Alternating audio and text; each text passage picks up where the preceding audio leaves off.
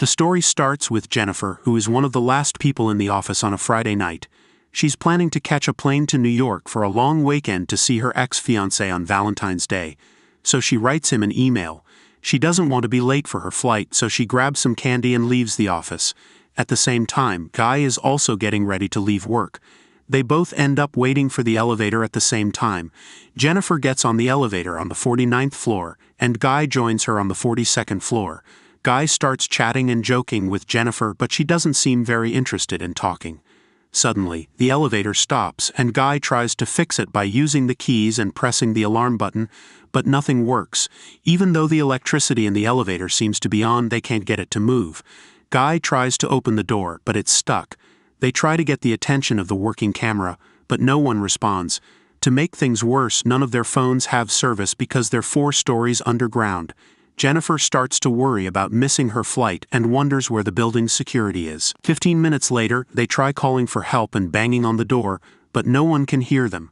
Guy thinks there might be an escape hatch, so Jennifer awkwardly climbs onto his shoulders and they check the elevator ceiling. She hurts her hand a little while banging on it, so Guy puts her back down. 1 hour later, Jennifer realizes she'll never catch her flight. Even though Guy tries to joke around to make her feel better, she curses everything and everyone. They finally introduce themselves and continue bantering, which Guy started when he got on the elevator. Jennifer doesn't have water in her thermos, so Guy offers his bottle, but they joke about opening the wine he had instead. They both realize they have bottle openers in their bags and laugh about it. They don't open the wine, but Jennifer accepts his water. As a consolation for not having any real food, Jennifer gives Guy some candy. She thinks they should save their snacks because they might be stuck in the elevator until Tuesday. 4 hours later, Jennifer really needs to pee, but she's too embarrassed to do it in front of Guy. He suggests she go in the corner or in her thermos. She makes him close his eyes and cover his ears. Guy starts singing, and she finally pees. Can't hear anything. After that, she draws more on the elevator wall.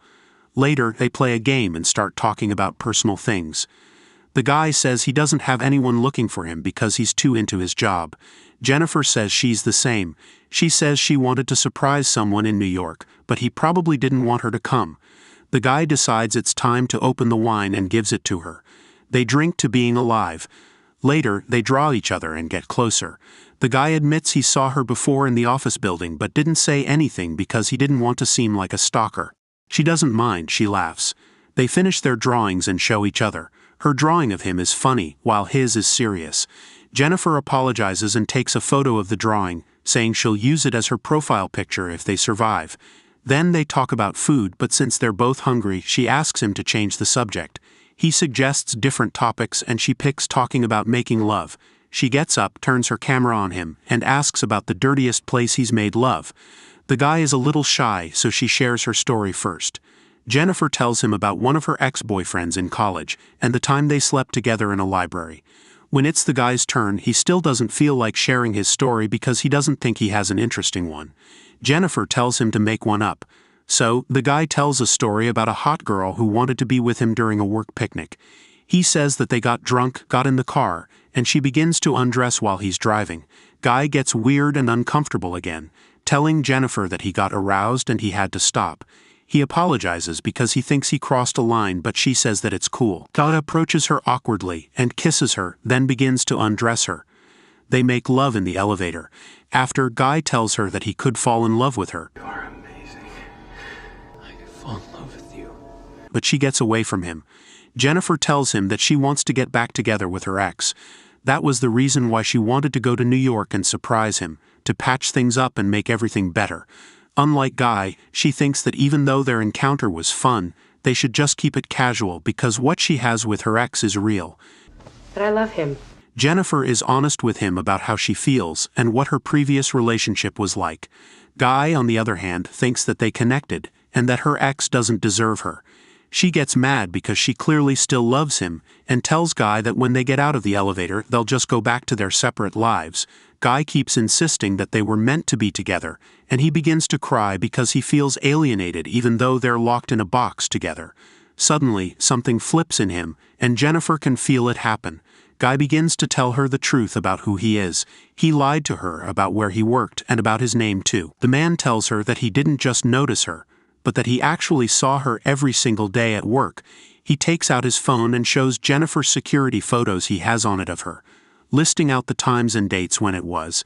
The guy even has a video of her getting into the elevator that night. Jennifer is afraid.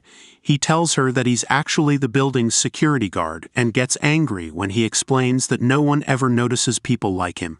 She didn't even recognize him even though he works at the front desk.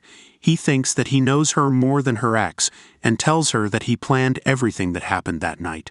The man takes out a key and unblocks the elevator. Jennifer can't believe what he did to her and says that she'll call the cops and that he'll rot in jail. He doesn't like that, so he grabs her and they begin to struggle. Flailing her legs during the fight, Jennifer breaks the elevator key. They continue to fight and she knocks him out with her shoe. Jennifer is afraid that she killed him, so she approaches him to check when he suddenly jumps up and knocks her down. They both remain unconscious in the elevator. After a while, Jennifer wakes to find the man conscious already. She asks him why he did it. His reasoning is that he wanted to get her away from everything so that they could connect on a human level. He says that they didn't just have a date but an entire relationship in the weekend stuck in the elevator. Jennifer thinks that he's not going to get away with it because someone will surely come to get them out. Unfortunately, she finds out that the guy has taken all the shifts for that weekend, and the two other guards won't be coming in until the extended weekend is over on Tuesday.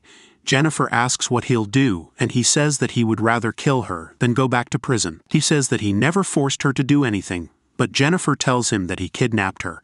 That sends him into a rage spiral. When he calms down, he opens the present that Jennifer had bought for her ex-fiancé. He finds a shirt and a box in the bag. The guy puts the shirt on and tells Jennifer to open the rest of the present. Jennifer opens the box to reveal cigars, complete with the necessary tools, like the cigar scissors and lighter. He lights a cigar and taunts Jennifer further, even saying that she could have gotten her ex back with all the nice gifts. In a gust of irony, he wishes her a happy Valentine's Day. Sometime later, the guy apologizes to Jennifer for scaring her and asks her if they can reconcile. He asks for another chance and tells her that she doesn't have to answer right away, but to think about it. The guy comments on the travel ad that's playing in the elevator, saying that the people in the video look happy together. He tells Jennifer that he'll take her to the resort from the ad one day. He's bothered by the neon light in the elevator that isn't working, so he breaks it with Jennifer's thermos. The guy realizes that the light bulbs under the ceiling panels must get replaced sometime. He thinks that he can get that panel off and get out of the elevator though there. As he breaks it open with the thermos, Jennifer stands up next to him. He asks Jennifer to give him a boost to get up there, promising that he'll come back for her. However, Jennifer thinks it would be easier if he gives her a boost because she doesn't have enough strength to do it. He doubts that she'll want to come back for him and she'll call the cops. Jennifer tells him everything that he wants to hear and convinces him to give her the boost. After everything that we've been through, I don't want you to go to jail. She gets on his shoulders and pulls out of the elevator. The guy tells her where the ladder and the door are, happy that they finally managed to escape. Jennifer turns around and gives him the middle finger, pissing him off. As she climbs the ladder, he finds a way to get out of the elevator too. The guy binds two pieces of clothing together and throws them over the elevator beam. Jennifer is already moving towards the door as he starts climbing up. He tells her that she'd better run because now she's going to die. Jennifer gets close to the door when he already reaches the level she's on and follows her. She opens the door and screams for help. Then he suddenly grabs her and hurls both of them back in the elevator. They both fall unconscious. Jennifer wakes up first and sees the fire sprinklers, conceiving a new plan to get herself out. She tries to activate the fire alarms by lighting a cigar, but when she doesn't manage that, she starts a small fire. As the elevator fills with smoke, the guy wakes up and she punches him, breaking his nose. Jennifer succeeds in restraining him with a piece of clothing. He tells her that the fire alarm won't come on, but that they'll just get soaked and electrocuted. Jennifer threatens to seriously hurt him and makes him confess to everything that he's done to her. She turns her camera on and shoots herself, explaining what she knows about what happened. Jennifer turns the camera on him and asks for his real name. He says he's called John Deacons. John confesses that he got them stuck in the elevator on purpose. He even etched the drawing on the wall. That Friday he used the key to stop the elevator while she wasn't looking. Jennifer makes him admit to trapping her in the elevator. John admits to trapping and kidnapping her. She keeps questioning him, so he confesses to the camera everything that he did to her, from hitting her head on the ground to throwing her against the wall. Jennifer asks why, and John says that he just wanted a date with her. If he had asked her out normally, she would have turned him down. John tells her who he was before he became a security guard. He was an accountant that worked for a big firm and was a real hotshot. John tells her that the story about the girl in the car was true, but that it ended differently than what he implied. He ended up missing an exit and drove straight into a ravine. The car flipped 7 times until it was stopped by a tree. The girl was dead on impact. John got only 6 months in jail because he had the resources to keep himself out. When he got out, the only job he could get was as a security guard. After a few months, he wanted to feel like himself again for a little while. Jennifer still doesn't understand why he chose her. He says it's because she's great. Monday comes, and they're still stuck. One of the other security guards, Eddie, takes his new girlfriend to the building to show her the roof. When they walk inside, he looks for John. Not finding him, he checks the security monitors. Eddie sees John and Jennifer stuck in the elevator, waking them both up. Jennifer begs him to get them out of there. He tells her that he'll come down and get them out while his girlfriend falls asleep on the couch. Eddie gets to the elevator and pulls the doors open with a crowbar. Jennifer wants to get out, but he tells her that he needs to open the doors completely first and moves away. Suddenly, John knocks her out. He tells Eddie that he's there and gives John his keys. John tells him that it's not working, and Eddie says he'll climb in to help them. He gets stuck in the elevator and sees that something has happened inside when John turns on the elevator and cuts him in half. He knocks Jennifer out again, then takes her to his car and puts her in the trunk. John goes back into the building and disposes of Eddie's body and his clothes. He cleans himself up and puts on his uniform, sliding a cigar into his pocket.